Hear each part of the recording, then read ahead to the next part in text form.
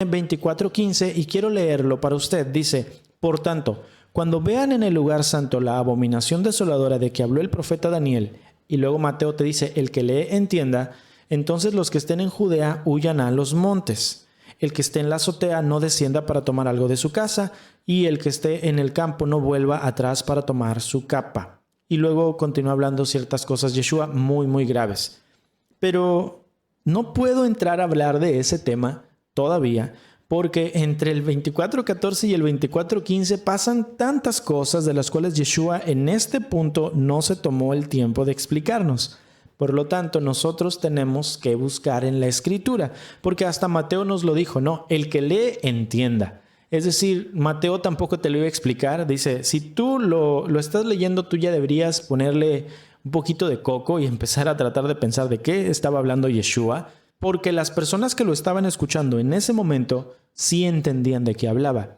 Así es que necesitamos pararnos en el plano histórico de lo que Yeshua está diciendo para comprender por qué Yeshua dice estas palabras de la abominación desoladora y todo lo que viene después.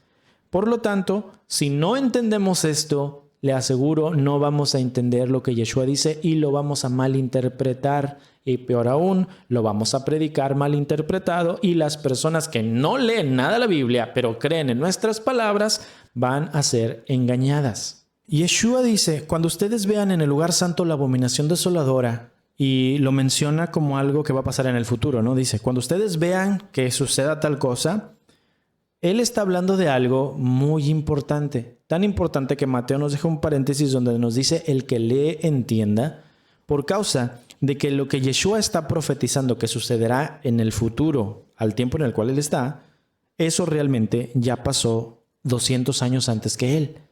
Entonces, Mateo te da una pequeña clave para decirte, oye, entiende lo que estás leyendo, porque Yeshua está profetizando algo que técnicamente, en el tiempo en el cual Yeshua lo dice, eso ya sucedió.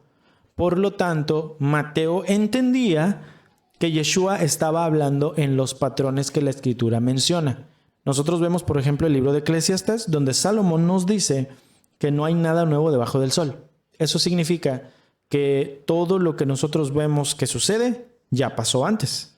Y que así como pasó antes, ese mismo patrón de secuencias es lo que va a pasar en el futuro. Si quieres saber más respecto de esto, le invito a que vea por favor el video que tenemos que se llama ¿Cuál calendario usar? Parte 1, ¿para qué sirven el sol, la luna y las estrellas? Donde explicó con una gráfica qué significa no hay nada nuevo debajo del sol. Es algo muy importante. También Adonai lo dice en Isaías capítulo 40, donde él dice, sepan que yo soy Elohim, yo desde el principio les anuncio el fin, para que cuando sucedan las cosas en el fin, ustedes puedan decir, wow, él nos lo anunció, él sabía lo que estaba pasando. Entonces, la profecía bíblica se interpreta siempre en perspectiva. La profecía se entiende cuando usted mira la situación que está viviendo usted, va a la Escritura, va a la historia y mira el patrón que sucedió. Entonces, por ejemplo, si un personaje de la Biblia hizo lo que yo estoy haciendo, posiblemente lo que le pasó a él después me va a pasar a mí también si yo no cambio mi conducta. Eso es aplicación profética.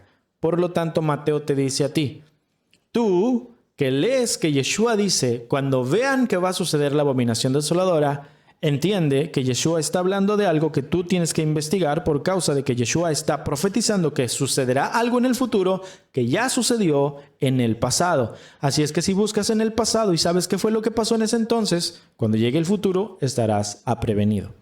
Así funciona la profecía. Entonces, si ya nos lo dijo Yeshua, si ya nos lo dijo Mateo, y si verdaderamente no podemos avanzar en 24:15 en adelante, porque necesitamos pararnos ahí en ese momento y regresarnos para leer y entender, entonces nos vemos en la necesidad de leer y entender.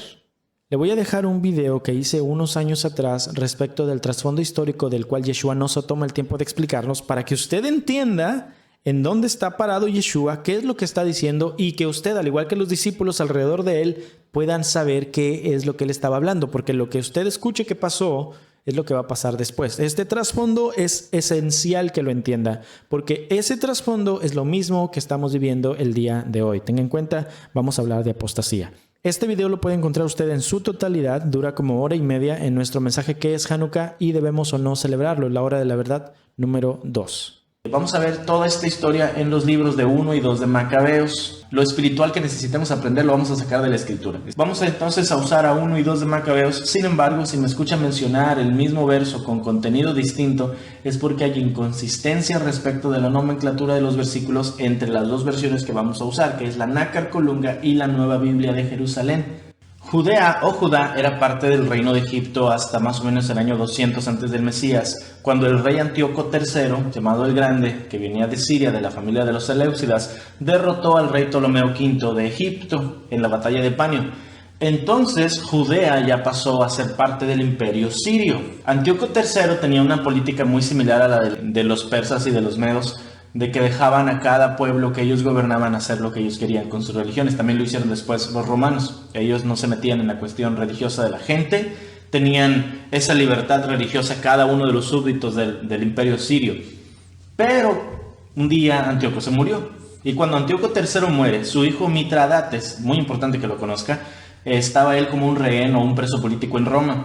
Entonces el hermano mayor de Mitradates, se llamaba Seleuco, tomó el trono de su padre Antíoco, y fue por cierto tiempo porque luego lo mató otro que se llamaba Heliodoro, y luego Heliodoro fue muerto por Mitradates, que se logró escapar de por allá porque intercambiaron a Mitradates con uno de sus sobrinos para que no reinara tampoco. Total que ya vino para acá, vino a destruir a Heliodoro y se sentó en el trono de su hermano y de su padre anteriormente. Cuando Mitradates llegó al trono de Siria, se cambió el nombre por Antíoco Epífanes, y era Antíoco IV, y Judea ya era parte de su territorio. Segundo Macabeos 4:7 dice: muerto Seleuco y apoderado el reino Antíoco por sobrenombre Epífanes, Jasón, hermano de Onías, comenzó a ambicionar el sumo sacerdocio. Le digo el contexto. Onías era un sumo sacerdote que guardaba Torá y que dirigía al pueblo a hacer lo mismo. Era un buen sumo sacerdote. Pero tenía un hermano llamado Jasón, y usted puede ver la diferencia entre Onías y Jasón. Los nombres, Onías es hebreo, Jasón es un nombre griego. Jasón quería ser sumo sacerdote, entonces Jasón llegó al sumo sacerdocio, se le quitó a Onías, luego lo asesinaron. Jasón llegó a ser el sumo sacerdote, téngalo en cuenta, lo vamos a ver en un momento más. Primero Macabeos 1:11 dice: un retoño de pecado Antíoco Epífanes, hijo del rey Antíoco III, que estuvo en Roma como rehén y se apoderó del reino en el año 13 de la era de los griegos. Salieron de Israel por aquellos días hijos inicuos que sedujeron a muchos diciendo: hagamos alianza con las naciones vecinas, pues desde que nos separamos de ellas nos han sobrevenido tantos males. Puede ver ahí que dice hijos inicuos, está hablando de israelitas que querían apostatar de la fe de la Torá, no del judaísmo, de la Torá. Estas palabras aparecieron bien a sus ojos, algunos del pueblo apresurándose a ir al rey, el cual les dio facultad para seguir las costumbres de los gentiles. Ahí está, los mismos judíos querían esto. En virtud de estos levantaron en Jerusalén un gimnasio conforme a los usos paganos. Se restituyeron los prepucios, abandonaron la alianza santa para asociarse con los gentiles y se vendieron para obrar el mal. Segundo Macabeos 4. Y así cundió en alto grado el helenismo, es la influencia griega, y progresó la introducción de costumbres extranjeras por la desalmada actitud del impío, más que sumo sacerdote Jasón. Ahora ya el sumo sacerdote es el que promovió toda la helenización. Los sacerdotes ya no se preocupaban del servicio del altar. Antes, mostrando poca estima del templo y descuidando los sacrificios, se apresuraban a tomar parte de los prohibidos ejercicios de la palestra en cuanto eran invitados a lanzar el disco. Desdeñando los honores patrios, estimaban en mucho las distinciones griegas. Antíoco es un tipo del antimesías. Entonces Jasón es un tipo del falso profeta, porque Jasón era el que promovía a Antíoco entre su propia gente y promovía la helenización de los judíos. Jasón luego cae del favor de Antíoco, se le quita el sumo sacerdocio y Antíoco andaba en guerra con los egipcios, y cuando andaba en guerra pasó esto. Segundo Macabeos 5:5. Difundido el rumor de que Antíoco había muerto, tomó Jasón no menos de 1000 hombres y atacó de improviso la ciudad. Jasón hizo sin piedad gran matanza entre sus conciudadanos, no teniendo en cuenta que una feliz jornada contra sus conciudadanos es el mayor infortunio, pensando por el contrario que alcanzaba trofeos de enemigos y no de connacionales. Segundo Macabeos 5. Llegados a noticia del rey estos sucesos, sospechó que la Judea quería rebelarse, y así, al volver de Egipto hecho una furia, se apoderó de la ciudad por la fuerza de las armas. Y aquí es donde viene la historia que usted tal vez ha escuchado. Ordenó a los soldados herir sin piedad a los que le salieran al encuentro y degollar a los que subiesen por las casas. Así fueron muertos jóvenes y viejos, fenecieron hombres y mujeres y niños, y fueron degollados doncellas y niños de pecho. En 3 días enteros que duró, perecieron 80,000 personas, 40,000 cayeron asesinadas y otras tantas fueron vendidas como esclavos. Entonces el templo fue profanado, segundo Macabeos 5. No satisfecho con esto, se atrevió a entrar en el templo, el más santo de toda la tierra. Con sus impuras manos tomó los vasos sagrados y arrebató los dones que por otros reyes habían sido ofrecidos para realzar la gloria y la dignidad del lugar, entregándolos a manos impuras. Primero Macabeos 1. Entró altivo en el santuario, arrebató el altar de oro, candelabro de las luces con todos sus utensilios, la mesa de la proposición, las tazas de las libaciones, las copas de los incensarios, la cortina, las coronas, y arrancó todo el decorado de oro que cubría el templo. Se apoderó asimismo de la plata, del oro y de los vasos preciosos, y se llevó los tesoros ocultos que pudo hallar, y con todo eso se volvió a su tierra. Hicieron gran matanza y profirieron palabras insolentes. Un gran duelo se levantó en Israel y en todos sus lugares. Luego prohibió la Torá. Primero Macabeos 1:43. El rey Antíoco publicó un decreto en todo su reino de que todos formaran un solo pueblo, dejando cada uno sus peculiares leyes. Es decir, cada uno de los pueblos que estaban bajo la influencia siria estaban obligados a dejar de guardar sus leyes. En el caso de los israelitas o los judíos, ahí era la Torá. Todas las naciones se avinieron a la disposición del rey. Muchos de Israel se acomodaron a este culto, sacrificando a los ídolos y profanando el Shabbat. Primero Macabeos 1:46. Por medio de mensajeros el rey envió a Jerusalén y a las ciudades de Judá órdenes escritas de que siguieran todos aquellas leyes, aunque fueran extrañas al país, que se suprimiesen en el santuario los holocaustos, el sacrificio y la libación, que se profanasen el Shabbat y los Moadim, que se contaminase el santuario y el pueblo santo. Primero Macabeos 1:50. Que se edificaran altares y santuarios y templos idolátricos y se sacrificaren puercos y animales impuros, que dejasen a los hijos incircuncisos, que manchasen sus almas con todo género de impureza y de abominación, de suerte que diesen olvido a la Torá, y que mudasen todas las instituciones, y que quien negase a obrar conforme a este decreto del rey fuera condenado a muerte. Primero Macabeos 1:59. Y los libros de la Torá que hallaban, los rasgaban y echaban al fuego. A quien se le hallaba con un libro de la alianza en su poder y observaba la Torá en virtud del decreto real, se le condenaba a muerte. Es posible que lo que acaba de ver en el video que le puse no le guste, porque si se fija, la idea que tenemos respecto de Antíoco tiene que ver con que es un anticristo, un antimesías que vino a quitar el guardar la Torá de todos los piadosos judíos de su tiempo. Todos los hombres y las mujeres querían guardar la Torá hasta que llegó este hombre y destruyó todo.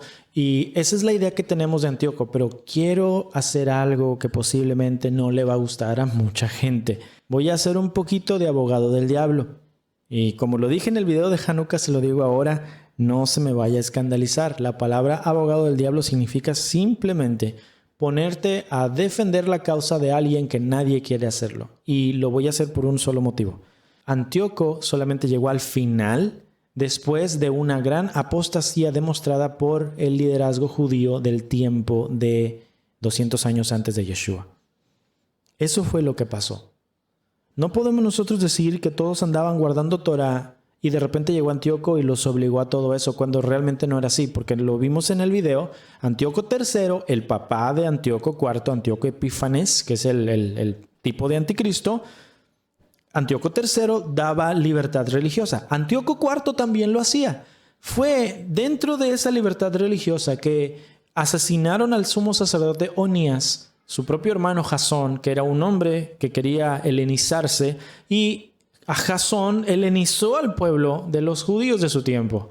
Luego entra más al poder Antíoco IV, que es Antíoco Epífanes, y Jasón cae del favor de Antíoco, y entonces cuando Antíoco estaba en guerra con Egipto, aprovechó Jasón para invadir Judá y matar a los judíos. Él era un judío apóstata, era un ex sumo sacerdote que había asesinado para llegar al puesto, que después de un tiempo lo sacaron de allí, y él era el promotor de Antíoco entre los judíos. Él era un tipo de falso profeta, porque si Antíoco es un tipo de anticristo o antimesías, el antimesías siempre es promovido por un falso profeta. Jasón o Jason era ese falso profeta. Entonces, el hombre de pecado, el anticristo, el antimesías, Antíoco Epífanes, ese hombre, cuando vio que estaba siendo traicionado por Jasón, fue y destruyó a Jasón, pero dijo, todos los judíos deben andar igual. Entonces, ¿qué fue lo que hizo? Invadió Judá, destruyó Jerusalén, destruyó todo, se llevó los tesoros del templo y empezó una gran tribulación. Si bien no estoy diciendo que Antíoco es justificable porque no lo es, no me lo tome a mal, sí debo decir que la tribulación que se suscita sobre un pueblo es para filtrar quiénes son verdaderamente pueblo de Elohim y quiénes son personas que se dicen hijos de Dios, pero realmente están ahí solamente por conveniencia. La apostasía crece al mismo tiempo que se predica el evangelio del reino. Yeshua está hablando de un tiempo donde los mismos, se supone, pueblo de Elohim, ya estaba yéndose hacia las tradiciones griegas. Eso, hermanos míos, es apostasía. Y eso trajo consigo después a Antíoco. ¿Perfecto? ¿Entendible? ¿Claro? Porque si no está claro, por favor póngale pausa y regrésese y mírelo otra vez. Porque ahí está registrado en el libro de los Macabeos. Adonai.